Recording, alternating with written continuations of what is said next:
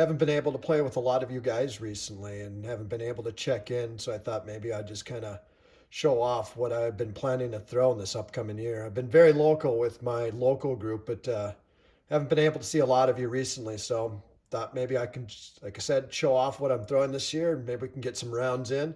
I know the recurring joke has always been that every single week I've been using a new putter, and I never clicked with anything. And hate to say it, that even here after this many years, that's still true. It seems like I'm still trying new putters almost on a weekly, maybe a monthly basis. But the one I've really clicked with recently and really did well in my last tournament is the Castoplast K3 Rico.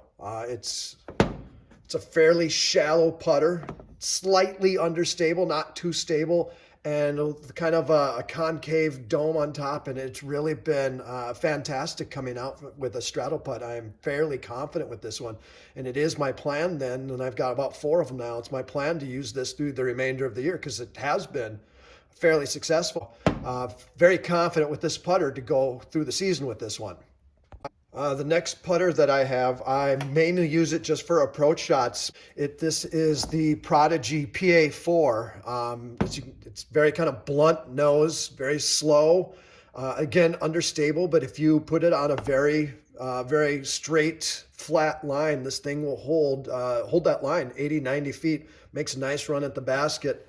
Another thing that it's really good at is because of its blunt nose, I can get my fingers on it pretty solidly for those really longer, really aggressive turbo putts.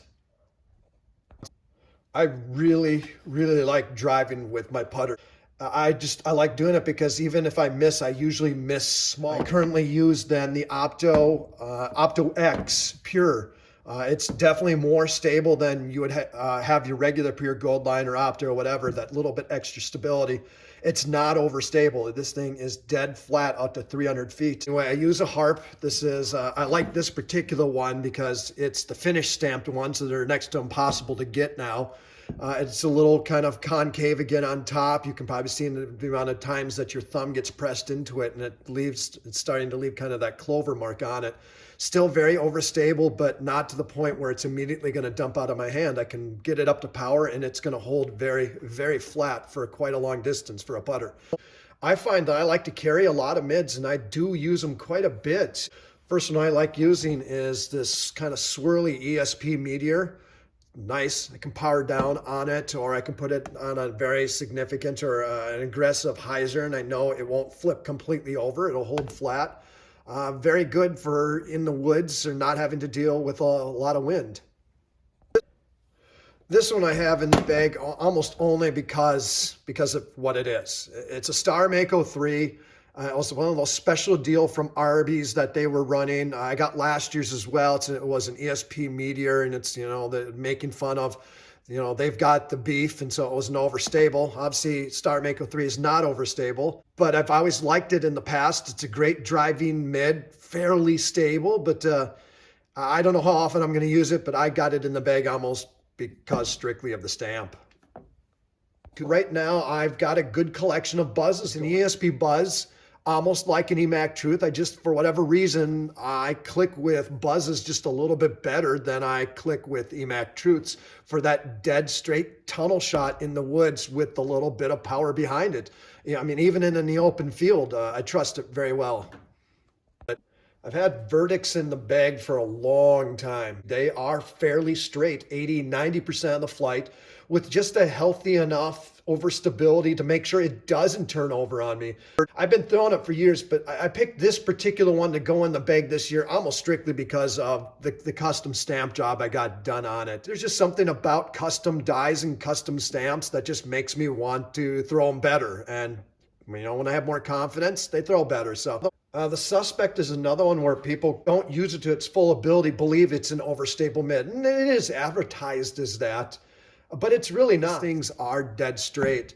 It kind of is almost more of a glorified putter than it is a mid-range because it's not as glidey as, say, the buzzes or my verdicts. So it actually pairs with them really well. If I only need something, say, 240, 250, 260, something that needs a lower ceiling than I would normally throw my pure on. I break this guy out and I just throw it as hard as I can. I trust this disc a lot for those low line drives where I just need to make a run at the basket.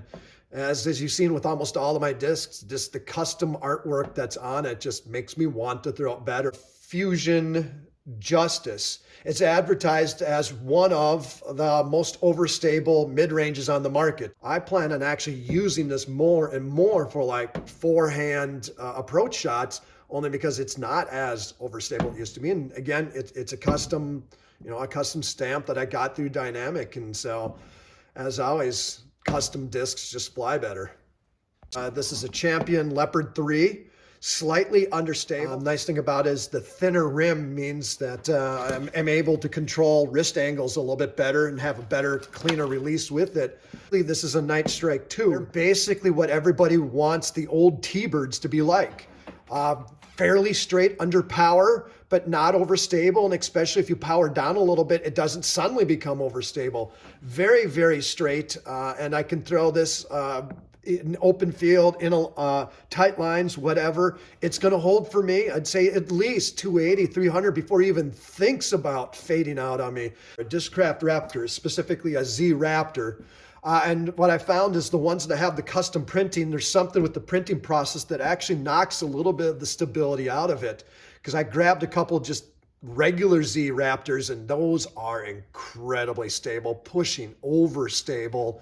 And I'm not sure I can make those work because I really need to torque into them. And I've only been able to practice in the winter. So maybe with better footing during the summer, I like them more. But this one I really do like because that little extra stability that was knocked out of it. Very, very straight, able to handle power.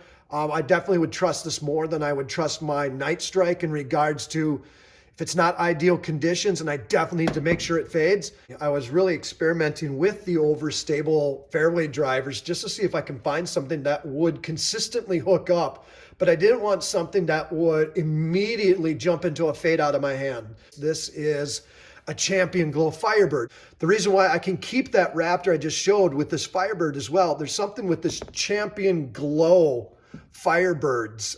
This was just a CFR tournament one, nothing special about it. I cleaned off the stamp. I did some Sharpie art on it. It actually has a little bit of turn out of it. Straight out of the hand, it actually will pop up and go a little bit to the right. And that allows it then to have a little bit extra glide and a little bit extra distance you would not normally expect out of the Firebird. And then it flattens out, comes, starts tracking back to the left, and then we'll have its Firebird fade. But because it has that little bit of turn first, you can actually get respectable distance out of it. It's got respectable glide. And so it's a Tournament X longbowman. Doesn't have a lot of glide, doesn't turn at all. It's another one of those, goes about 70-ish% of the flight straight before it dumps hard. So it's very reliable, even though you're not going to get a lot of distance out of it. I get what I want out of this. And it's almost like I didn't have to do any practice whatsoever. This thing was ready to go day one. This Champion Glow Roadrunner. This is incredibly flippy. I have to throw this thing with considerable hyzer, and it will flatten up on me and could even possibly turn over on me. I cannot throw this thing flat. It's got to be a hyzer. It just allows me to get a better grip. I have better control. I trust my wrist a little bit more. And so I know this is an incredibly flippy disc, and it is kind of situational. But I get this thing out to an open field, and I give this thing like 30% hyzer angle, and I just rip into this thing, and I get this thing up flat. I easily can get this guy out to about 410, 420. I've really come to like the Roadrunners.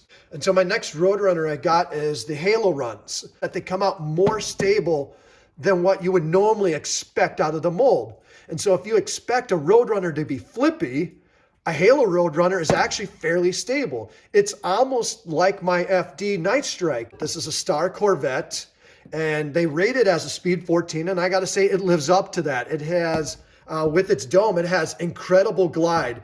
It is on the stable to slightly understable side, so I wouldn't necessarily throw this into a headwind, but it's fast, It is glidey. I can throw it flat, maybe a little bit of tailwind.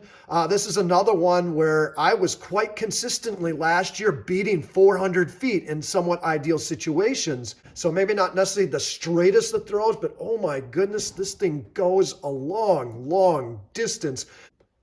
Another one I picked up on a complete whim, a Halo Shrike pop into my hand, not this specific one. This one, because I got a graphic on it. This is the one I plan on throwing this year, but the one I originally got was red. And the reason why I'm having this in the bag along with the Star Corvette is, much like all the other Halos, Shrikes themselves are probably a little too flippy for me, but the Halo Shrike is almost the absolute perfect stability.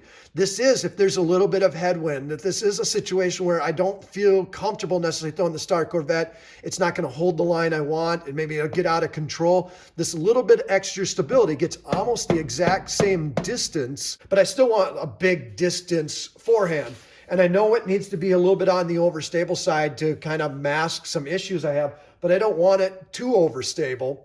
Right now, I'm giving ESP Forces a try, and they're actually not as overstable as I initially thought. And that's actually a good thing. As I'm cleaning up my form, then I can actually get these guys out there.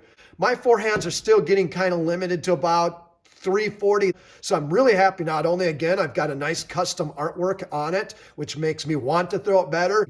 It's not as overstable. So it gets more forward penetration and I get more distance out of it. And I'm excited to be able to use the forehand more and more. I want that skill in my bag. And so I've got this disc for it. For a long time, I've had a super overstable utility disc in my bag. I want it for thumbers. I want to be able to get in there with the thumber and have it go a little bit to the left, crash down to the right. And if it's overstable, it won't have too much lateral movement, kind of up and down. I get that to about 260. I also need it for those times where I need an actual aggressive forehand, something that needs to come out hard with a little bit of ante and flexes back out, and I trust that it will. In the past, I've used such things as triple X's and flicks. I have this is a Lucid X Felon. It is very overstable. It's meant to be kind of one of those niche discs that we, don't pull out that often, but it's there when you need it. It is a bag that I'm fairly proud of and very happy to show off. If you have any other questions, let me know about these discs and I'd be happy to answer them. Otherwise, I hope to get to see you out there soon and let's play a couple of rounds.